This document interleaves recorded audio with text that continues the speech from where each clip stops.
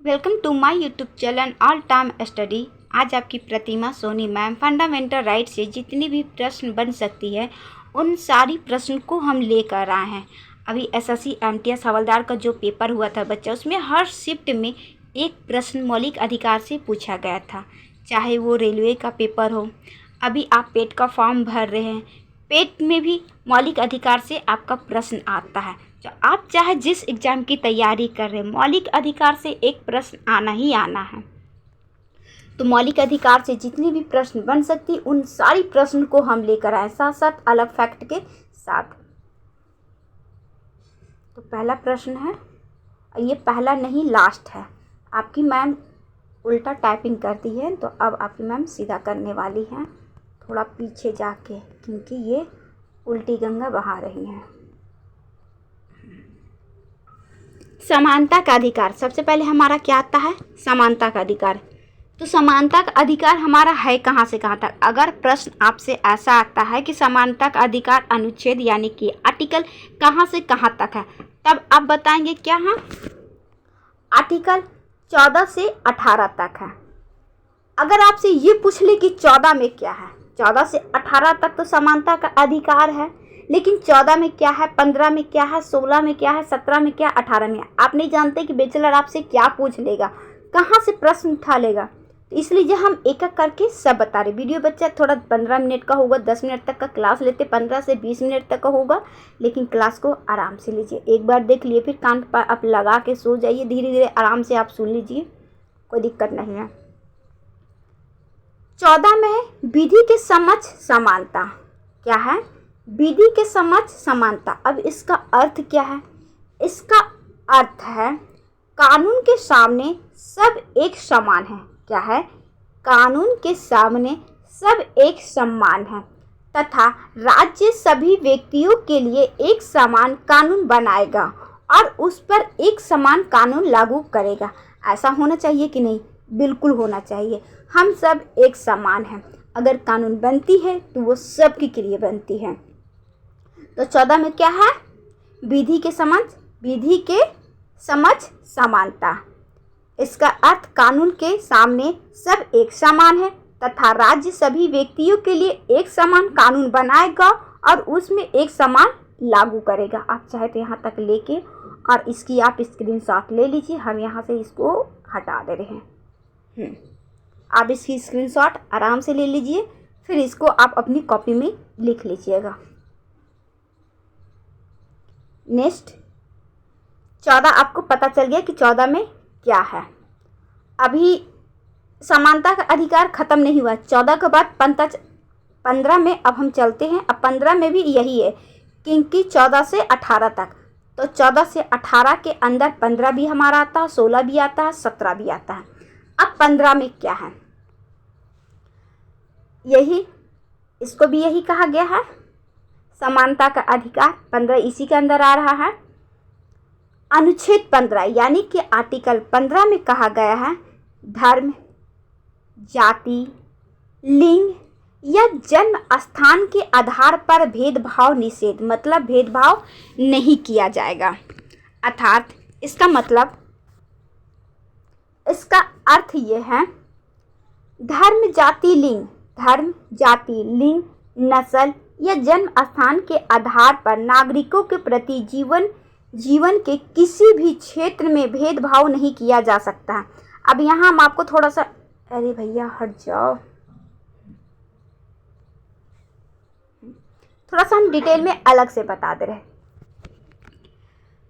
धर्म, जैसे कि कोई जनरल वाले हैं, ओबीसी वाले हैं, एससी एसटी कास्ट, जैसे कि अब हम नहीं बता सकते एससी एसटी कास्ट, अरे ये तो ये एससी कास्ट है, छुआछूत है, तो हमें ऐसा नहीं करना चाहिए, पहली चीज़।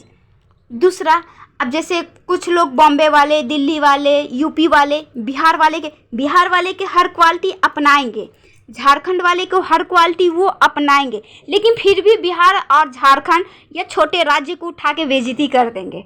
वहाँ की चीज़ अपना लेंगे लेकिन वहीं की बेइज्जती कर देंगे। तो ये चीज़ गलत है, ऐसा हमें नहीं करना चाहिए। किसी के स्थान को लेके उसकी बेइज्जती नहीं करना चाहिए कि वो बच्ची या वो बच्चा या वो व्यक्ति उस स्थान का है। वहाँ का रहने वाली है या वहाँ से है, चाहे वो नक्सलाइट एरिया हो या कोई भी एरिया हो, हम उस चीज़ को नहीं कह सकते कि वो एरिया कैसा है, उसके लिए वही सर्वश्रेष्ठ है। ठीक, तो हम किसी के धर्म, जाति, लिंग के आधार पर, जन्म स्थान के आधार पर भेदभाव नहीं कर सकते। तो कोई बॉम्बे में जन्म लेता तो हम ये थोड़ी कहेंगे अरे हम तो बॉम्बे के हैं, तुम तो यूपी के हो, ऐसा नहीं कह सकते। अरे यूपी वाले बिहार की बुराई करते हैं कि तुम बिहार से हो, तुम्हारी लैंग्वेज बिहारी है, ऐसा है कि नहीं? हम किसी को बुराई नहीं कह रहे हैं, ठीक, ऐसा हमने सुना है। सेकंड क्वेश्चन, ये 15 हो गया है। अब आप 16 में क्या गया है? 16 में, क्योंकि अभी 14 से 18 तक ही चल रहा है, समानता का अधिकार। 16 में लोक नियोजन के विषय में अवसर की समानता। इसका अर्थ लोक नियोजन के संबंधित विषयों पर सभी नागरिकों के लिए अवसर की समानता होगी। अपवाद आरक्षण, आरक्षण हमारा अपवाद में आता है, जैसे किसी को इतने परसेंटेज में हो जाएगा, किसी का इतना परसेंटेज में होगा, तो वह हमारा आरक्षण है ना। हम फॉर्म निकलता है तो इसको ओबीसी वाले को इतना देना है, जनरल वाले को इतना देना है, ओबीसी वाले को इतना देना है, तो ये अपवाद है। नेक्स्ट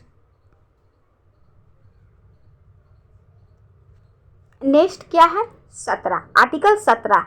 आर्टिकल 17 में अस्पष्टता का अंत दिया गया है, अस्पष्टता का अंत। इसका अर्थ, इसके अंतर्गत स्पष्टता को एक दंडनीय अपराध घोषित किया गया। आप किसी के धर्म, जाति, रंग के आधार पर उसे छुआछूत को भेदभाव नहीं करते। कोई काला है तो हम उसको मजाक नहीं उड़ाएंगे तो तुम्हारा रंग काला है और मेरा रंग गोरा है तो है, काला है तो इंसान ना।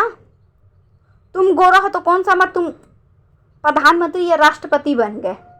तो किसी को रंग के आधार पर हम उसको भेदभाव नहीं कर सकते, उसकी बेइज्जती या उसकी हंसी नहीं उड़ा सकते हैं, या जाति को लेके कि तुम नीच जात को हो, हम ऊंचा जात के, तुम ओबीसी हो, हम जनरल है, तुम एससी एसटी हो, हम फलाने हो ढकाने हैं, ऐसा नहीं कर सकते। ठीक, ऐसा हमने बहुत सुना है। तो अस्पष्टता का अंत किसमें है? आर्टिकल 17 में है, और ये एक दंडनीय अपराध भी है। अब 18 में क्या है? 18 इम्पॉर्टेंट है। 18 में कहा गया है, आर्टिकल 18 में उपाधियों का अंत है। आर्टिकल 18 में उपाधियों का अंत है। इसका अर्थ है, इसके अंतर्गत उपाधियों को समाप्त कर दिया गया है, उपाधियों को समाप्त कर दिया गया। अब भारत का कोई भी नागरिक अपने नाम से पहले, अपने नाम के पहले कोई भी उपाधि नहीं लगा सकता। जैसे पहले के लोग लगा लेते थे ना, इसको हम यहाँ से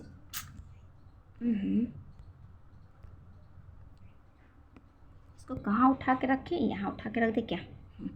जैसे महाराज अपने नाम के मतलब आगे क्या लगाते थे? महाराज, सुल्तान, बादशाह, राय बहादुर, ऐसा लगा लेते थे अपने आप को ऊंचा दिखाने के लिए। लेकिन अब इसको अंत कर दिया गया है, ऐसा वो नहीं कर सकता। हाँ, कर्नल वगैरह, फौजी में आर्मी वगैरह है तो उन लोग के लिए कुछ छूट है, बाकी आप राय बहादुर, सुल्तान ये सब लगा रहे हैं तो उपाधियों का अंत कर दिया गया। अब ऐसा उपाधि आप नहीं लगा सकते हैं। तो 18 में उपाधियों का अंत है। इसकी बच्चा स्क्रीनशॉट आप ले लीजिए, बहुत डिटेल में समझाया गया है। नेक्स्ट, अब हमारा क्या है? स्वतंत्रता का अधिकार। ये स्वतंत्रता का अधिकार कहाँ से कहाँ तक है? स्वतंत्रता का अधिकार आर्टिकल 19 से 22 तक है। स्वतंत्रता का अधिकार कहाँ से कहाँ तक है? आर्टिकल 19 से 22 तक है। अब 19 में क्या है? आर्टिकल 19 के अंतर्गत वर्तमान समय में हमें 6 प्रकार के स्वतंत्रता का अधिकार है, पर मूल संविधान में 7 तरह की स्वतंत्रता का उल्लेख था। कितने था? 7 था। तो मैम एक कहाँ चला गया? और वो क्या है? एक क्या है? संपत्ति का अधिकार है। संपत्ति को अधिकार को हटा के कानून अधिकार में डाल दिया गया है। तब हमारे पास कितना बचा? 6। लेकिन मूल संविधान में 7 है। अब संशोधन होने के बाद ये 6 हो गया है। तो आर्टिकल 19 में क्या है?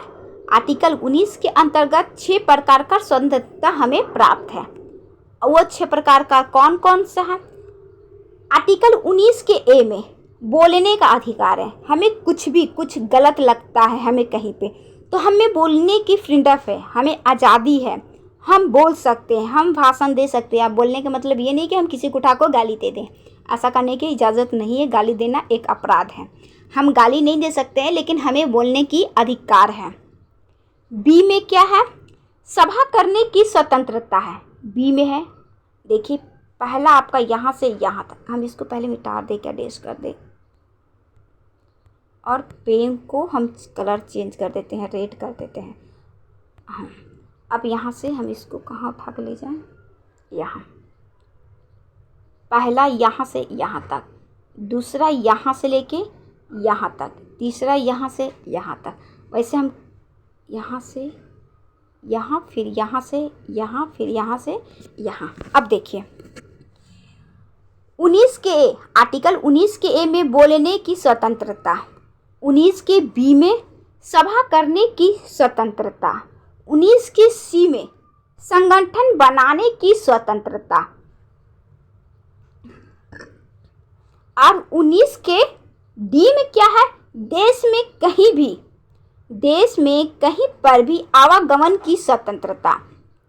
मतलब हम कहीं पर जा सकते हैं और आ सकते हैं, ये हमारा अधिकार कोई नहीं छीन सकता। आज हम दिल्ली जा सकते हैं, कल हम कोलकाता जा सकते हैं, हम कहीं भी जा सकते हैं। मेरे पास वीज़ा है तो हम देश से विदेश भी जा सकते हैं। तो हमें कहीं भी आवागमन करने का स्वतंत्रता है। निजी संपत्ति का अधिकार है, हमें निजी संपत्ति का अधिकार है। व्यापार करने की स्वतंत्रता है, हम कुछ भी व्यापार कर सकते हैं, तो हमें व्यापार करने की स्वतंत्रता है। तो अब आपको क्या है? 19 को ए से लेके 19 के एफ तक स्वतंत्रता हम आपको बता दिए हैं। 6 प्रकार का, 7 प्रकार का था, एक ई कटा हुआ है। नेक्स्ट, चाहे तो आप इसकी स्क्रीनशॉट लीजिए और हम इसको सब हटा दे रहे हैं, ये जो हम आपको लाइन बाय लाइन कर दिए हैं। अब इसकी स्क्रीनशॉट बच्चा आप ले लीजिए। अनुच्छेद यहाँ पे कट गया है, ये कोई दिक्कत नहीं है, यहाँ पे ये भी हटा देते हैं। अब इसकी शॉट आप ले लीजिए। अनुच्छेद 19 के ए में क्या है, बी में क्या है, सी में क्या है, डी में क्या है, ई में क्या है, एफ में क्या है, जी में क्या है, हम पूरी डिटेल में हम आपको बता दिए हैं। पेपर किसी से पूछता है फटाक से उठा के बता सकते हैं। ई से पूछता है तो ई के बता देंगे, बी के पूछेगा बी के बता देंगे, ए के पूछेगा ए के बता देंगे, सी के पूछेगा तो सी के भी बता देंगे। बोलने की स्वतंत्रता आर्टिकल किस में है? तो 19 के ए में है। कहीं भी आवागमन करने की स्वतंत्रता किस में है? तो डी में है, 19 के डी में है। कुछ भी व्यापार करने की स्वतंत्रता किस में है? तो 19 के जी में है। इस तरह आप बता सकते हैं फटाफट। अब बच्चा एक बार देखिए और एक बार आप रिवीजन करके सुनिए ज़रूर, बाद में बताइएगा क्लास आपको कैसा लगा। देखिए आपकी मैम लाइक सब्सक्राइब करने के लिए नहीं कह रही है, तो क्या आप नहीं कीजिएगा? सब्सक्राइब की संख्या बढ़ाइए बच्चा, बहुत कम है। हमें बिल्कुल भी अच्छा नहीं लगता है कि आपको हम बोलें, बाकी आप खुद समझदार हैं। अब आर्टिकल 20 में क्या है? 19 को तो पूरा डिटेल में हम आपको बता दिए। अब 20 में क्या है? ये भी है स्वतंत्रता का अधिकार। 19 से 22 के अंदर 20 हमारा आता है। तो 20 में है दोष सिद्ध के संबंध में संरक्षण करने के अंतर्गत 3 प्रकार की स्वतंत्रता का वर्णन है। कितने प्रकार का? 3 प्रकार का स्वतंत्रता का वर्णन है। अब 3 प्रकार कौन कौन सा है? अभी हम आपको बता ही दे रहे हैं कौन कौन सा है। पहला, दूसरा और ये है तीसरा। पहला में क्या है? ये भगवान, पहला, दूसरा और ये तीसरा। एक अपराध का एक ही सजा। अगर हम कोई एक अपराध करते हैं तो हमें 2 सज़ा नहीं मिल सकती है, या फिर हमें जेल से छूटने के बावजूद भी हमें उस अपराध की सज़ा दोबारा नहीं मिल सकती है। तो एक अपराध का एक ही सज़ा। दूसरा, अपराध करते समय जो कानून बना था, जिस समय हम अपराध किए हैं, मान लीजिए आज हम कोई काम कर दिए, कोई किसी को एक झापड़ हम किसी को मार दिए हैं और वो अपराध के श्रेणी में आता है, किसी को मारना गलत है, तो आज जो कानून बना है उसी कानून के अंदर हमें सज़ा मिलेगा, ना कि जो कानून बनाया गया है उसके अंदर हमें सज़ा मिलेगा। जब हम जो कांड किए, जिस समय जो धारा थी उसी धारा के अंतर्गत हमें सज़ा मिलनी चाहिए, क्योंकि हम ये काम 2020 में किए हैं, तो 2020 में जो बनी थी उसी के अंतर्गत हमें सज़ा मिलेगी। आज जो बना है उससे हमें कोई मतलब नहीं, चाहे सज़ा 4 साल बाद मिले। तो अपराध करते समय जो कानून बना है उसी कानून के तहत सज़ा मिलना चाहिए। खुद के खिलाफ गवाही देने के लिए बाध्य नहीं किया जा सकता है। पुलिस वाले मारपीट करके गवाही दिलवा लेते हैं, लेकिन जब हम वहाँ पे जाते हैं ज़बरदस्ती भी हम जो काम नहीं करते हैं वो भी ज़बरदस्ती उन लोग कराते कि हाँ आप किए हैं, तो हम मार खाने के डर से, क्योंकि हम मार नहीं खाए रहते, ऐसा नहीं भी किया रहता कोई, तो कहता हाँ हम किए हैं मार खाने की वजह से। लेकिन जज के सामने जब पेश किया जाता है तो हम अपनी गवाही को वहाँ पे चेंज कर सकते हैं कि सर ये हमसे ज़बरदस्ती करवाया गया, हमने ऐसा नहीं कहा है या ऐसा नहीं है। वहाँ पे हमें अपने मतलब गवाही दे सकते हैं। तो आपको भली भांति अच्छे से समझ में आ गया, क्योंकि हम पूरे अच्छे से डिटेल में हम आपको किताबी लैंग्वेज में और खुद के लैंग्वेज में, दोनों लैंग्वेज में हम आपको समझा दिए। क्लास कैसा लग रहा है बच्चा? ये क्लास को आप सब मतलब शेयर कीजिएगा, क्लास को आगे लेके चलिए, अभी बहुत है आगे। तो अनुच्छेद 20 में क्या है आपको पता चल गया। अब अनुच्छेद 21 का ए और 21 और 21 का ए दोनों इम्पॉर्टेंट है। 21 तो सबसे ज़्यादा आर्टिकल 21 इम्पॉर्टेंट है। प्राण दैहिक एवं स्वतंत्रता, प्राण एवं दैहिक स्वतंत्रता से संबंधित है। ये 19 से 22 स्वतंत्रता के अधिकार में ही ये आता है। ठीक, आर्टिकल 21 प्राण एवं दैहिक स्वतंत्रता है। अब 21 में क्या गया है? इसके अंतर्गत सभी व्यक्तियों को कानून की सीमा के अंदर जीवन जीने का अधिकार है। किसी भी व्यक्ति से जीवन जीने का अधिकार नहीं छीना जा सकता। अगर कोई ऐसा करता है तो वो दंडनीय अपराध है। अगर कोई व्यक्ति को उस्काता कि तुम फांसी लगा लो, तुम ये कर लो, तुम वो कर लो, तुम परेशान हो गए हो, तुम यहाँ चले जाओ, तो वो एक दंडनीय अपराध है। ठीक, तो हर इंसान की जीवन जीने का अधिकार है। इसकी स्क्रीनशॉट है तो आप ले लीजिए स्क्रीनशॉट। अब 21 का ए में क्या कहा गया है, हम चाहते तो इसमें समझा सकते थे। 21 में ए में, इसलिए हम आपको 21 का ए अलग से लेकर आए, उसमें समझाते तो ओछ पोछ हो जाता बच्चा, इसलिए ये अलग से समझा। 21 का ए में शिक्षा से संबंधित है। 86वें संविधान संशोधन, कौन सा? 86वें संविधान संशोधन 2002 के अंतर्गत 6 से 14 वर्ष की सभी आयु समस्त बच्चे के लिए शिक्षा निःशुल्क है और अनिवार्य करने का प्रावधान जोड़ा गया है। 86वें संविधान संशोधन के अंतर्गत सन 2002 में ये कहा गया है कि 6 से 14 साल के बच्चे को निःशुल्क शिक्षा दी जाएगी और ये अनिवार्य है। नेक्स्ट, इसे भी चाहिए तो स्क्रीनशॉट ले लिए बच्चा, लाइक और सब्सक्राइब जरूर करिए। स्वतंत्रता के अधिकार में अभी ये लास्ट है, 22 है। अभी लास्ट तो अभी बहुत है, लेकिन ये स्वतंत्रता के अधिकार में, क्योंकि ये 19 से 22 तक था। तो आर्टिकल 22 में क्या है? आर्टिकल 22 में गिरफ्तारी से संरक्षण, गिरफ्तारी से संरक्षण। अब आप समझिए इससे इसका मतलब क्या है। इसमें भी 3 तरह है, पहला, दूसरा और ये तीसरा।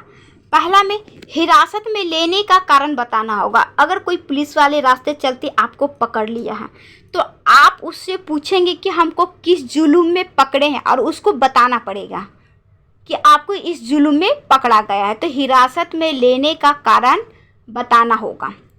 दूसरा, 24 घंटे के अंदर दंडाधिकारी के समक्ष पेश करना होगा। 24 घंटे के बाद वो नहीं अपने थाने में नहीं रख सकता। 24 घंटे के अंदर दंडाधिकारी को पेश करना होगा। अगर ऐसा नहीं करता तो वो उसके खिलाफ मुकदमा हो जाएगा, या फिर वो वारंट लेकर आए कि हमें इतने दिन तक और रखना है, इसे कुछ उगलवाना है या पूछताछ करना है। तीसरा, अपने पसंद के वकील से, इसको हटा दें, हम यहाँ कर देते हैं। तीसरा में है अपने पसंद के वकील से सलाह लेने का अधिकार है। क्या है? अपने पसंद के वकील से सलाह लेने का अधिकार है। तो अब फटाफट 22 में क्या है? गिरफ्तारी से संबंधित है। पहला में है कि हिरासत में लेने का कारण बताना होगा। अगर कोई पुलिस वाला हमें पकड़ लेता है, लेकिन इसमें कुछ बच्चा अपवाद भी है। अब मैम वो अपवाद क्या है जो पुलिस वाला हमें नहीं बताएगा? जैसे वोटिंग वगैरह होती है ना, वोटिंग से पहले कुछ लोगों को पकड़ा जाता है, जिसके मतलब थाना में कभी नाम हो, कोई सज़ा काट के आया हो, तो उसे पकड़ लिया जाता है, तो वो एक अपवाद है। लेकिन ऐसे हिरासत में लेने का कारण बताना होगा, उसे 24 घंटे के अंदर दंडाधिकारी के पास पेश करना होगा। तीसरा, अपने पसंद के वकील से सलाह लेने की इजाज़त होगी। उसकी फैमिली वाले को बताया जाएगा कि हाँ, आपके फैमिली में ये पकड़ा गया है। चलो अब चले नेक्स्ट क्वेश्चन। शोषण के विरुद्ध अधिकार। शोषण के विरुद्ध अधिकार आर्टिकल 23 से 24 तक। शोषण से विरुद्ध आर्टिकल 23 से 24। बच्चा थोड़ा 20 मिनट तो हो गया है, अभी थोड़ा सा बस 4 मिनट टाइम और दीजिए। 3 से 4 मिनट में अब हम ख़त्म कर दे रहे हैं क्लास को, लेकिन बहुत अच्छे से समझा रहे हैं, इसलिए आप ये मत कीजिएगा कि मैम आप टाइम वेस्ट करवा रही हैं। शोषण से विरुद्ध अधिकार आर्टिकल 23 से 24। 23 में क्या है? बच्चा सब अलग अलग लेकर आए हैं ना, इसलिए जो थोड़ा प्रॉब्लम हो रही है। अगर अलग अलग नहीं लेकर आते तब भी आपको दिक्कत होता। 23 में है मानव के दुर्व्यवहार और बंधुआ मजदूरी पर प्रतिबंध। पहले क्या होता था? बंधुआ मजदूरी करवाई जाती थी, लेकिन आर्टिकल 23 में ये बंद कर दिया गया। इसके अंतर्गत किसी भी व्यक्ति को खरीदी बिक्री नहीं की जा सकती है और न ही किसी को जबरदस्ती मजदूरी करवाई जा सकती है। इसका उल्लंघन करना एक दंडनीय अपराध है। फिर से सुनिए, मानव को दुर्व्यवहार पर प्रतिबंध। इसका मतलब है किसी भी व्यक्ति को खरीदी या बिक्री, सामान खरीदना लेना नहीं, व्यक्ति को पहले बेचा जाता था और खरीदा जाता था, तो ऐसा नहीं किया जा सकता, और न ही उसकी ज़बरदस्ती मजदूरी करवाई जा सकती है। इसका उल्लंघन करना एक दंडनीय अपराध है। तो ये है आपका 23 में। अब आपको 24 में लेके चलते हैं। 24 में भी वही है, शोषण से संबंधित, क्योंकि 23 से 24 तक था। 24 में है बाल नियोजन पर प्रतिबंध। अब इसके अंतर्गत क्या है? इसके अंतर्गत 14 वर्ष के कम आयु वाले बच्चों को कारखाना, केमिकल फैक्ट्री, अन्य जोखिम भरे काम पर नियुक्ति नहीं किया जा सकता है। मतलब आप अपनी लैंग्वेज में, यानी कि हमारी लैंग्वेज में समझिए, आपकी अपनी लैंग्वेज में, किसी भी छोटे बच्चे को, जिस बच्चे को आयु 14 वर्ष नहीं हुआ है, तो जैसे कि कारखाना, खदान, जैसे कि कोयले के खदान वगैरह, या फिर केमिकल फैक्ट्री वगैरह में, वहाँ पर तो बच्चे की, मान ली कि कोई लोहा भारी भरकम गिर जाए तो वो अभी ना समझ है, तो फिर उसकी ज़िंदगी तो आगे के बर्बाद हो गया। कोई केमिकल ही गिर जाए तो उसकी ज़िंदगी बर्बाद। तो इसलिए 14 वर्ष के छोटे बच्चे को भारी भरकम स्थान पे नहीं जाके ओवरलोड मतलब काम होता है, जैसे फैक्ट्री वगैरह, केमिकल वगैरह में। ये है 24 में। अब आपका 25 से धार्मिक स्वतंत्रता का अधिकार, 25 से 28 शिक्षा संस्कृति और शिक्षा से संबंधित अधिकार, 29 से 30 असंवैधानिक उपचार का अधिकार, 32। अभी एक साथ हम आपको बता दे रहे हैं क्योंकि काफ़ी लेट हो गया है। आप फटाफट देखिए, धार्मिक स्वतंत्रता का अधिकार, इसको पेन का कलर चेंज कर ले क्या? हाँ, धार्मिक स्वतंत्रता के अधिकार मतलब हम अपने धर्म को मान सकते हैं। जैसे सिख लोग को आप देखे होंगे ना, गाड़ी वगैरह चलाते हुए तो उन लोग हेलमेट लगा के नहीं चलाते। क्यों? क्योंकि उनके सर पे पगड़ी रहता, तो पुलिस वाला उसे चालान भी नहीं काट सकता है कि आप हेलमेट क्यों नहीं लगाए हैं। तो ये सब किस में है? 25 से 28 में है। संस्कृत आप अपना धर्म के प्रचार कर सकते हैं, आप जिस धर्म के हैं। जैसे शिक्षा से संबंधित, जैसे कि आपको हम मुस्लिम कास्ट को बता रहे हैं, उनको गुरुद्वारा चलता है, हिंदू का स्कूल चलता है, मुस्लिम लोग को गुरुद्वारा चलता है, तो आप गुरुद्वारा को बंद नहीं करवा सकते हैं। उनकी शिक्षा है, उनको ग्रहण करने दीजिए। ये आर्टिकल 29 से 30 में है। सिख लोग, हिंदू, मुस्लिम, सिख, ईसाई सब अपने धर्म की शिक्षा को पालन कर सकते हैं, अपना प्रचार कर सकता है। और सब ये हो गया। और संवैधानिक उपचार बहुत ही इम्पॉर्टेंट है बच्चा। ये पूरी एक आर्टिकल 21, एक 19 और एक 32, बहुत ही आर्टिकल, ये 3 आर्टिकल 19 का पूरा, आर्टिकल 21 और आर्टिकल 32, ये 3 बहुत ही इम्पॉर्टेंट होता है। अब इसमें क्या है, आर्टिकल 32 में क्या है, और आर्टिकल 32 को भीमराव अंबेडकर जी ने क्या कहा है, आप बताइए कमेंट में। भीमराव अंबेडकर जी ने बोले हैं संविधान का आत्मा भीमराव अंबेडकर जी इसलिए कहे हैं कि आर्टिकल 32 को ही लेके हम हाई कोर्ट, सुप्रीम कोर्ट में क्या कर सकते हैं, रिट जारी कर सकते हैं। और कितने प्रकार का? 5 प्रकार का रिट हम जारी कर सकते हैं आर्टिकल 32 को लेकर। और आर्टिकल 226 को लेकर हम हाई कोर्ट में 6 प्रकार का रिट जारी कर सकते हैं। तो यहाँ पे तो 32 है, तो 5 प्रकार के लेके और सुप्रीम कोर्ट में रिट जारी कर सकते हैं। भीमराव अंबेडकर जी ने आर्टिकल 32 को संविधान का आत्मा कहा है। तो अब आपको नहीं लगता है कि आपकी मैम ऐसे समझाई कि आपकी बुद्धि में नहीं घुसी होगी?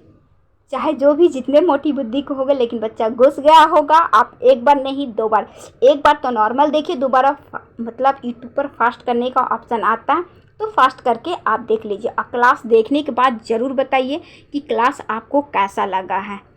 क्या ऐसा प्रश्न आता है कि नहीं? आप रेलवे के पेपर उठा के देखिए, एसआई का पेपर उठा के देखिए, यूपी पुलिस का पेपर उठा के देखिए, दिल्ली का पेपर उठाइए, अभी पेट का पेपर आया था, अभी भी हाल ही में एसएससी एमटीएस हवलदार का जो पेपर हुआ है उसे उठा के देख लीजिए।